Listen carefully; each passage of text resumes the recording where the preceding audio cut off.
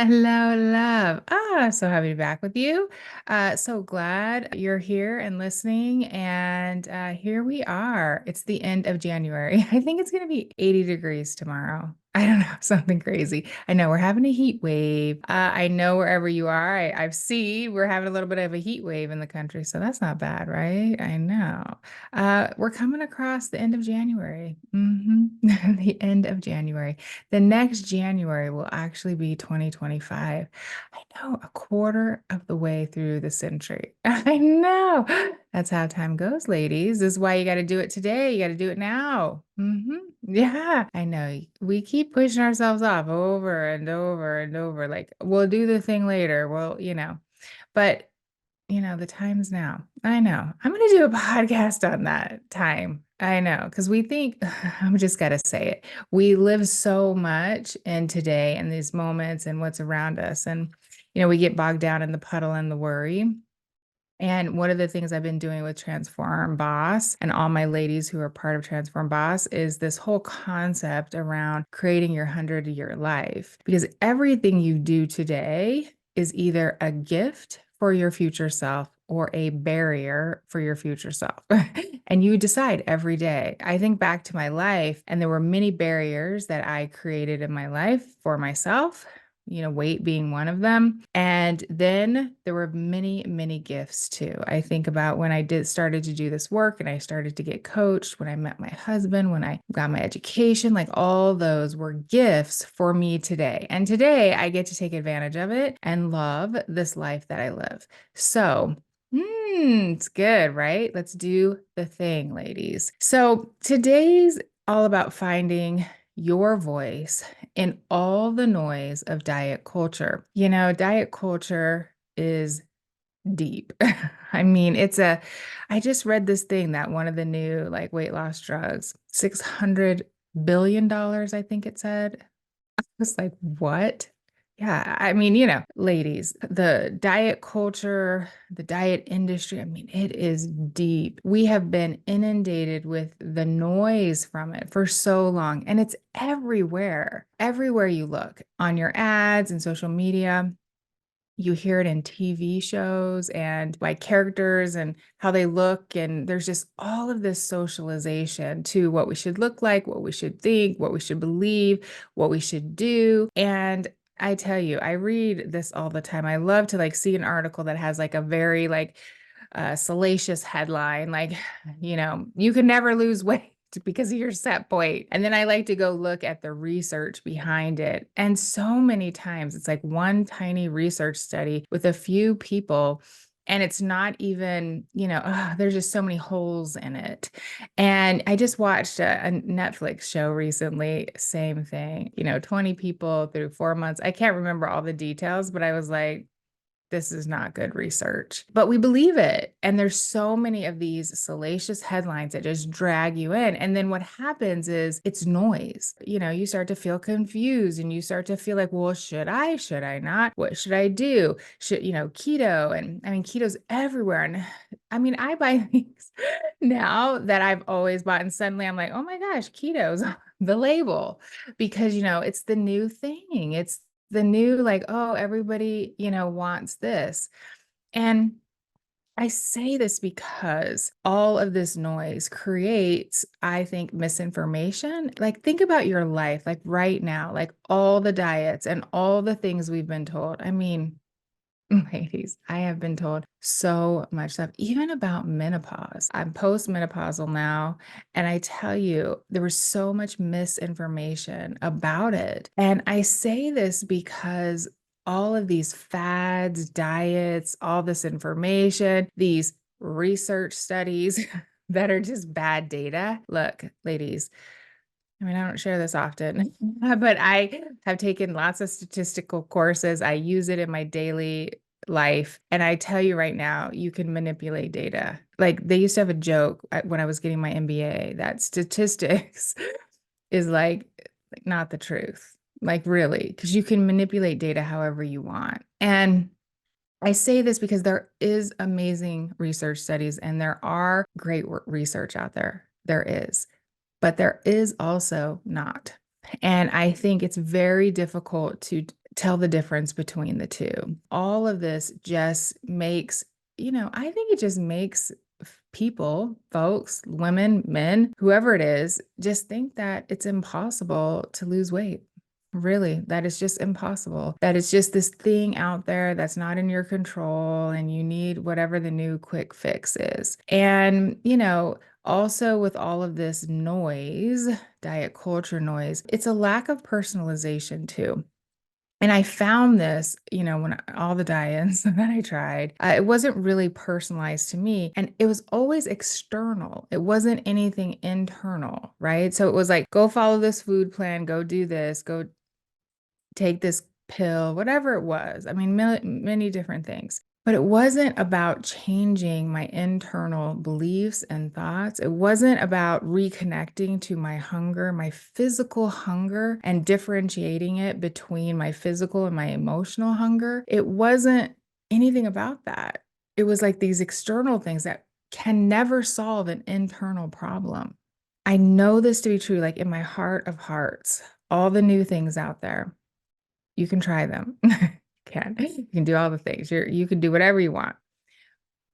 And if the mental work isn't done, you will lose the weight, or you will be frustrated, or whatever it is, and it still will never be enough. It's still your body. You'll look in the mirror and you'll have loose skin, and you'll, be upset. You'll, be thinking about food all the time, and creating concoctions of all these different things that are out there, with cottage cheese and bananas pretty much. And I say this to you because, again, some of it again is fine. Do what you want, but know that the internal problem will not be solved with an external solution. We carry weight because mostly we learned how to cope and to comfort ourselves with food. And even if you choose something different, if you don't learn how, and they see this with bariatric patients all the time, they go and they lose weight, but then suddenly they like have other addiction problems because, again, it's an internal problem, brain, thoughts, thinking, beliefs, and it needs something different than an external solution. And so I'm just going to keep saying it over and over again because I want this for every woman. I want freedom in your mind, freedom where you start to notice that you don't think about all the noise, that you know how to tune it out. There's always going to be noise. You're always going to have old limiting beliefs and all the things. But once you start to have these tools that I teach, you start to learn how to quiet the noise. You learn how to, find different things in your life, find joy and real happiness again. There is too with diet culture and all the noise, and overemphasis on appearance. I mean, ladies, ugh, I see this so much and it makes me sad, really.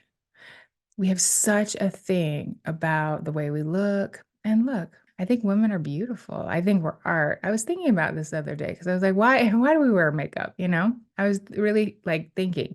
And I was like, oh, because we're like art. We're like these beautiful, our bodies and our curves and all the things about us, our souls, our nurturing. I mean, these beautiful things about women, our physical appearance, all the varieties, all the things are amazing. And we have just we've just lost ourselves into this like expectation of a certain look, a certain body type, a certain this, a certain that. And it changes every decade. Every decade, it's a little different. Every decade, it's like a new face of what we should look like. And I'm just saying, like, let's just lose all that. Let's just let all that go. You are uniquely beautiful. Your body is beautiful just today, not when you lose 5 pounds or 10 pounds or 100 pounds, like today. Your curves, your beautiful body. I know this to be true in all of my being. Like, you don't need to look like someone else. You don't need to fix anything because you are unique. And It just leads us to poor self-esteem, feeling like we're broken, that something's wrong, that we're not enough. And it's just like this like cycle. It's this cycle of this noise over and over and over. And then we start to age. And then, I watched this reel actually. Tina was like, "Can I share this?" I was like, "You can share this on our page," because I can't remember right now who it was from, but it had like a 20-year-old, and she was like, "I don't like my body." And then a 40-year-old was like, "Oh, I wish I had my 20-year-old body." And then like a 50 or 70-year-old, like, "Oh, I wish I had my 50-year-old body." I mean, when is it enough? When is it enough? And, this like diet noise, this like culture, the body, all the noise, it's just noise. And when you start to see it as such, when you start to realize that how to start to think differently, feel differently, do differently, how to feel better, how to think better. Oh, it's the best. Is starting to find your own voice. I think your own voice in this is important. Ladies, for so long, many of us, we just, I mean, I was the oldest. I wanted to please. I think most women, many women, I don't want to say most, I'll say many. Many women are people pleasers who have learned to do all the things for other humans. It's just the thing, right? And I think it comes from we're nurturers. We want to take care. It's like in us, right? And so I think over time, we've just kind of been a little bit taken advantage of in that way. And so, using our voice to say what we want, to say what we think, right? That can be difficult. I see this, trust me. I work with, coach, and know many women. And I can tell you that this is a problem that we have.